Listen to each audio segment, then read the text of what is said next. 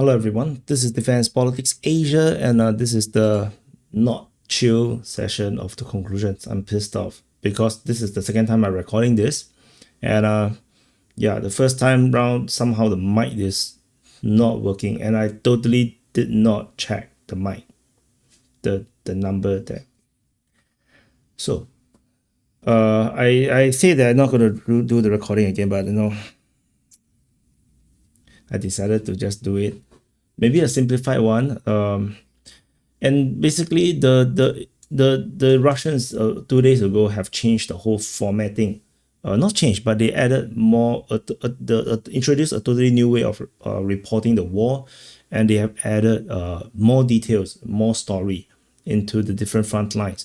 And the first one that they did was actually on Kupyansk. And this is the Kupyansk one. The previous video I spent a long time going through all these things so we have to go through it again. Shits, man. Okay, anyway, so the Russians have announced that Kupyansk is partially encircled, and in fact, they have announced that 5,667 buildings out of 8,667 buildings have been captured, and what is interesting is that they went into no significant detail about the number of buildings. This is actually very unusual, right? We don't talk about this kind of thing on the YouTube. And then this is basically very typical of real situation reports. Military reports, they actually go into significant details, very, very detailed. What we are having here on the on YouTube, the sitrep, this is very, very macro, very, very watered down.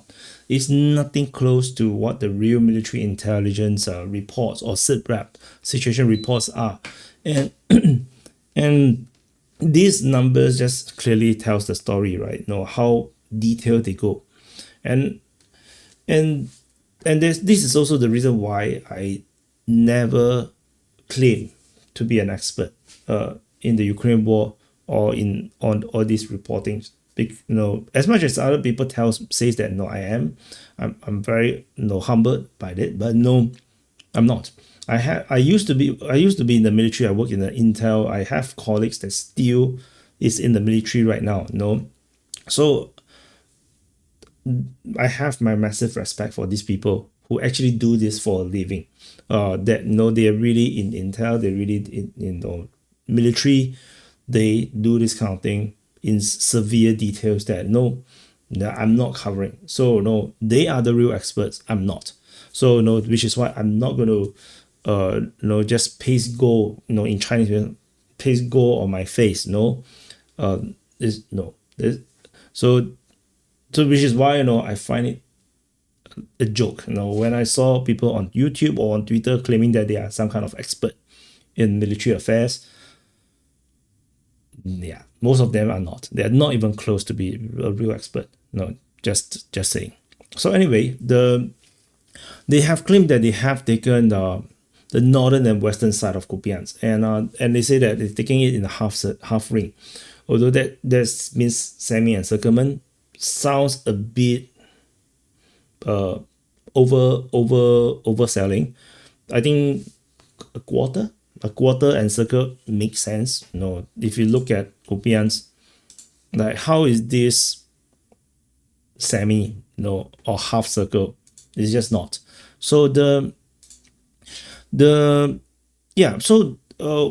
what's interesting is that they revealed who are fighting on the Ukrainian side. The Ukrainians, according to the Russians, have identified nationalists from the Free Corps, and then there's a Russian volunteer corps, probably the Free Russian corps or something, and then there is a special forces from the DIU, the Defense Intelligence of Ukraine.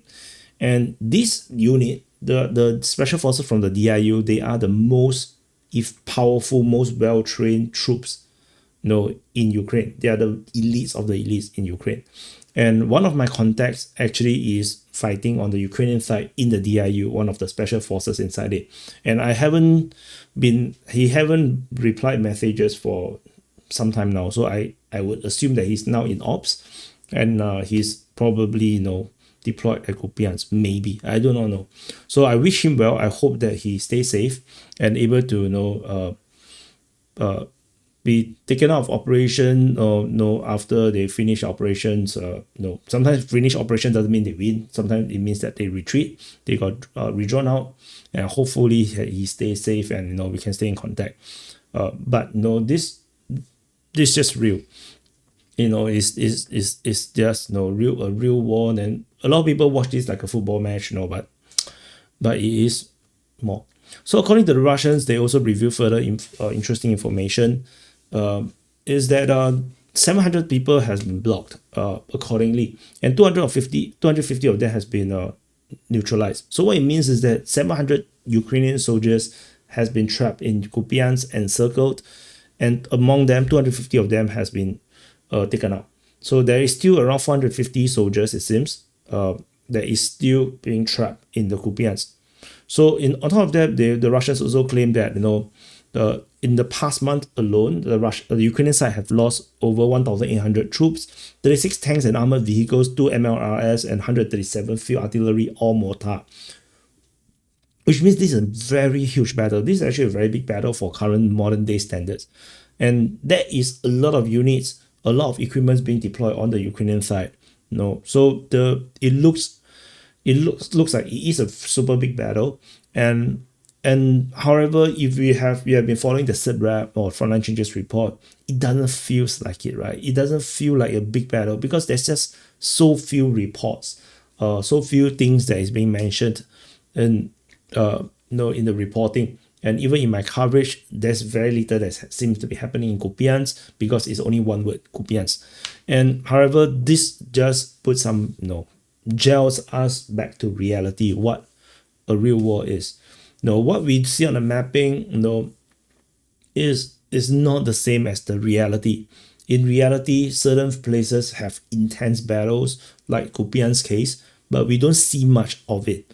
And what we see is only after weeks and weeks of fighting, suddenly you see a massive frontline change. And that is the residue effect of what is actually happening in the real time, but we do not know.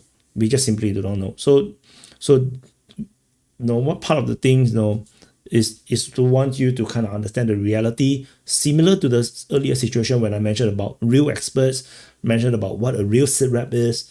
So there's a difference. Something that I missed, because now I'm trying to recall what I said earlier in the first recording. Like for the SITREP, in actual situation reports, it is super detailed. It's incredible detail. We in the report you need the units not just talk about what happened. They need to talk about, is there any casualties, any injuries, what's the ammunition, what's the ammunition situation? Do you have enough ammunition? How many ammunition do you have?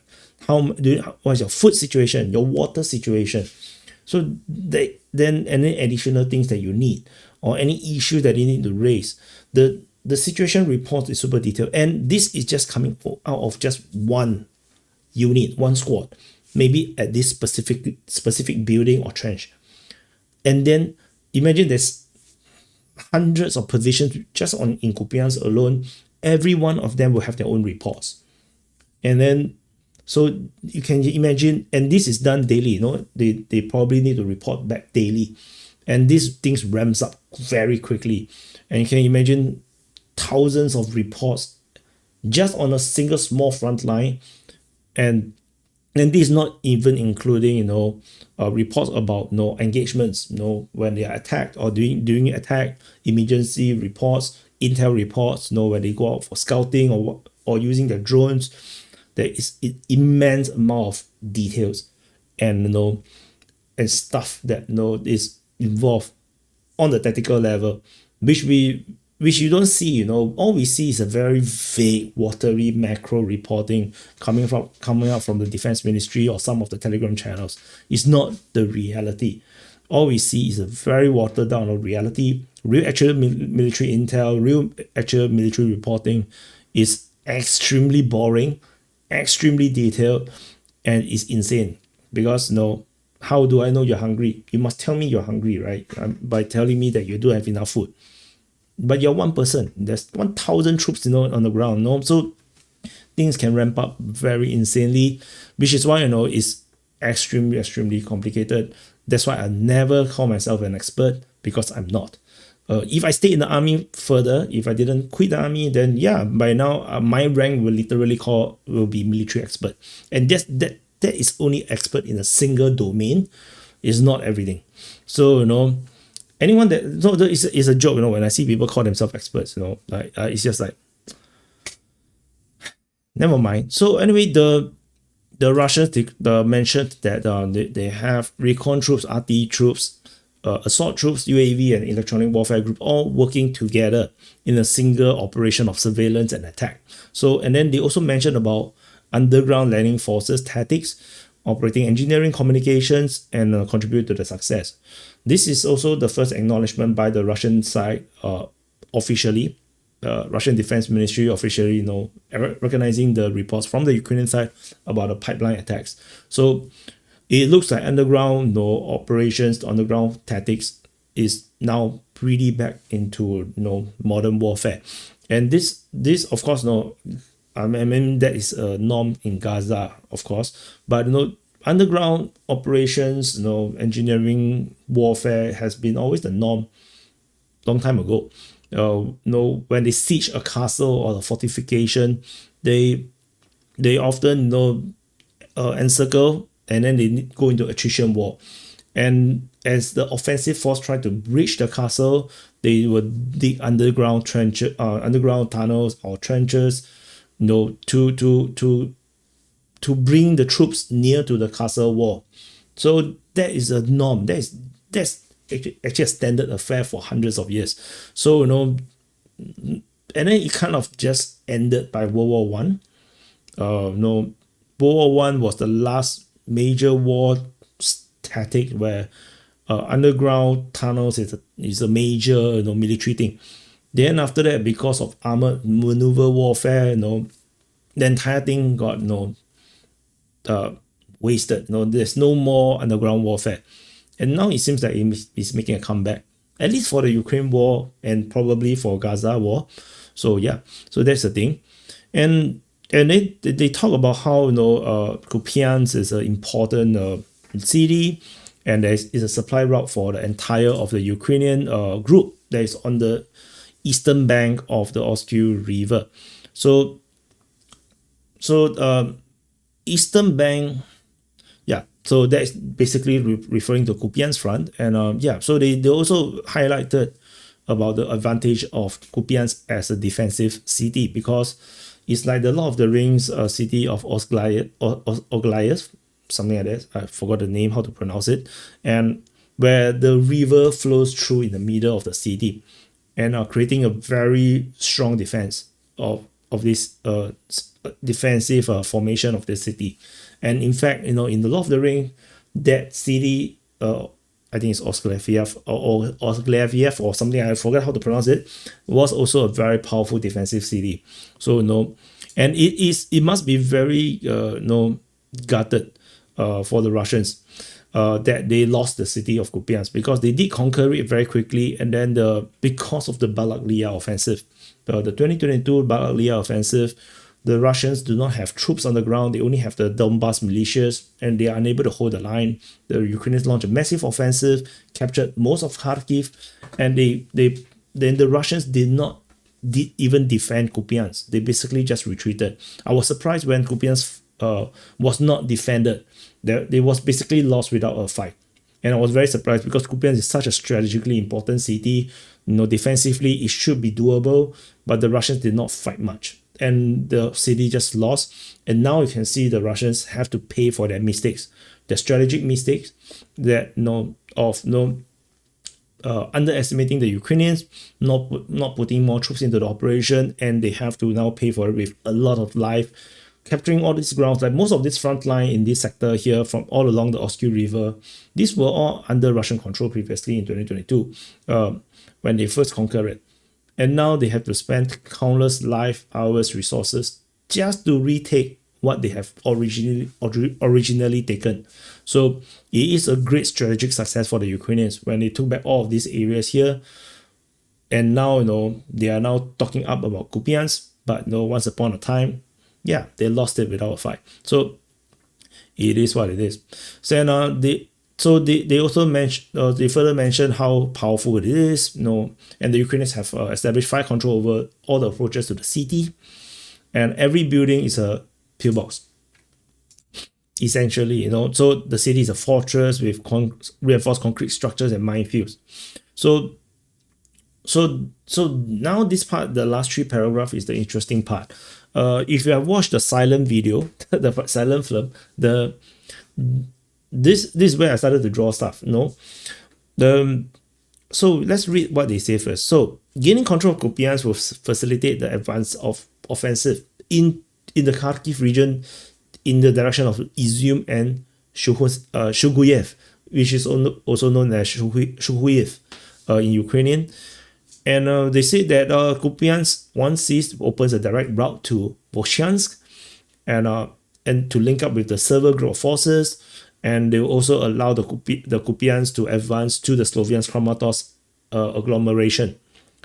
And we will aid with their conquest of Sloviansk and Kramatorsk, which is a bit much.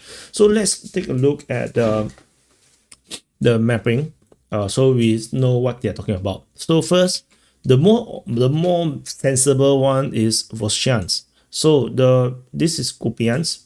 So let me yeah. So yeah. So Volchansk and Kupyansk. So there is a road here, and then linking up the highway, and this is what they mean, to link up directly to Volchansk. However, the other ones are a bit more difficult. So firstly, this is Shuhuiv. Shuhuiv have never been taken by the Russian forces. This has always been under Ukrainian control. The Russians did come really close. They were around here, but they were never able to attack into Shuhuiv. So this was almost like the front line was around here. That was around here. Like there was some fighting around Toropshiny, but yeah. And then the other one is Izium that was mentioned. Izium was captured by the Russian forces after a big fight in 2022. And this Izium is super important because with the capture of Izium, that allows the Russians to attack towards Sloviansk and Kramatorsk from the rear. However, the Russians got stuck in this line here. This was where the line was. It was stuck here. And it is a bit weird to talk about Kupyansk and then Sloviansk and Kramatorsk because it's super far away. Because this is Kupyansk. For them to talk about how it would aid Sloviansk and Kramatorsk don't make too much sense to me, because the closer one is Liman. Because if the Russians take Liman and then take Sviatohursk, they can potentially attack north, cut off the northern highway of Sloviansk and Kramatorsk. This would have done immediately what they were talking about regarding Kupyansk. So I don't think that makes a lot of sense. And from here, the Russians can attack northward towards Izium, which is over here. So why? Yeah. So it doesn't make too much sense. They can just attack straight to Izium, and yeah, and of course another operation coming through Oskil. So so that theory, like the Russians are just making very broad strokes, trying to just entertain you, But yeah, so for Shuhuiv is a bit more difficult. I would say it's a bit further. The Russians have not been very successful in the 2022 reaching Shuhuiv. So I mean, this is a lot of grounds to cover, and I think the more priority is to link up with to attack Volchansk from the rear, take out all of these areas here. Use another color. Swinging backwards and capture all of these border areas here. This makes a lot of sense. And then the next will be to establish a front line along the Seversky Donetsk River in this sector, together with the push from Volchansk. And then they can actually reach and create the border and create a front line of Shuhuiv. And even this it's going to be difficult for the Russians to actually take Shuhuiv. The main reason is because the Ukrainians have Kharkiv around here. Kharkiv is a big city. Reinforcing Shuhuiv will be easy. So the best bet for the Russians is just to establish a front line along the river and force the front line to be fought here. So this will be the new front line. And while the Russians will continue to consolidate the other positions inside the the eastern bank of the Oskil River. So that is the main gist of the thing. So yeah, so that is the main action that is being explained by the Russians here. So yeah, it's still a long way to go. And on top of this, something that I mentioned earlier in the botched recording was manpower. It looks, if you look at the manpower being mentioned about in the fighting, we are talking about not a lot of troops. We're talking about like in this sector here, 1 month 1,800 troops. Even the current trapped troops is around 500 troops that are still being trapped. There's not a lot of people on a grand scale of the things, which means that because our calculation, so I did the calculation on when the Ukrainians may lose its fighting capability, creating massive total collapse of front lines. It looks like this is not going to play out. We are coming to the end of September, which means the first prediction with Grok 3 and then the Grok 4 prediction, which I never show you, which predicts maybe until the end of this month, is unlikely to play out, because the frontline situation, the battles that's being fought now is by too few soldiers. So it's not at the scale of the Kursk offensive, because the Kursk offensive was the number, the attrition rate was the one that was used in the Kursk offensive to calculate how fast the attrition is going to be. So it looks like the Ukrainians either have more troops or the attrition rate is actually much lesser than we have projected.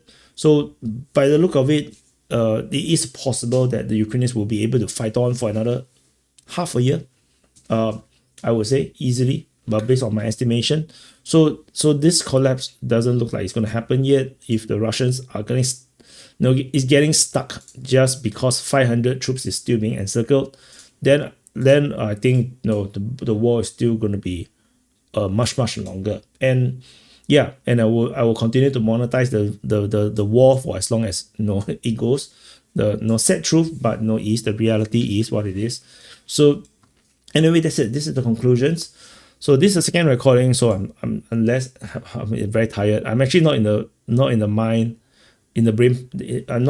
to actually re-record. But I just thought that okay, let's do it. Never mind, let's do it.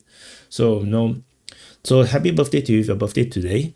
And the main gist. So this conclusion is a bit unusual. I usually do macro reporting of the whole war situation, but this time around I'm more dive into specific fronts.